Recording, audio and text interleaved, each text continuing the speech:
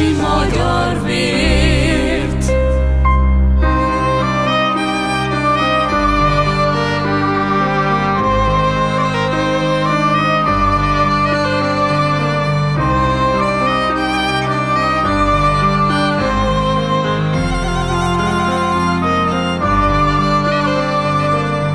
Hargít a felől egy dallamot, sodor felénk a szél, ki lelkének hangját megtalálja, hidd el, soha se fél. Határ minket el nem választ, hisz egy nyelven szólunk az Istenért. Trianontól szenved a magyar, mondd miért hagytuk, miért?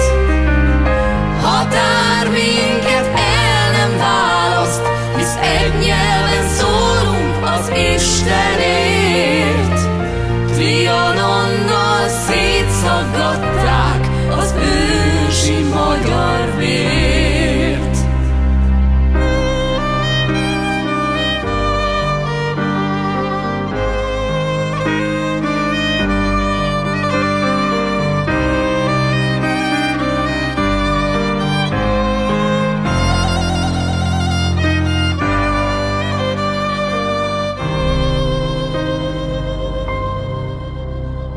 Harangok szólnak most a hideg szélben, ősharag dúl régen minden magyar szívben.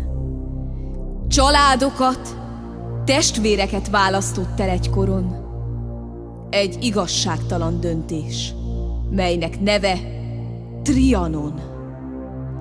Vádolunk hát 13.370.000 testvérünk erőszakos elvitelével, 232.000 négyzetkilométer országterület eltulajdonításával, 11.500 kilométer vasútvonal jogtalan használatával, 13.407.000 lábasjószág elbitorlásával, 10 millió hold erdő és annak vadjainak elorzásával.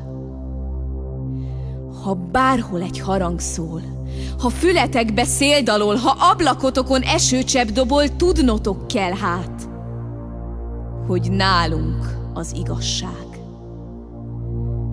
Magyarország határai mindig addig fognak nyúlni, míg igaz magyar lelkek könnye emiatt fog hullni. Míg igaz magyar lelkek könnye Trianon miatt fog hullni.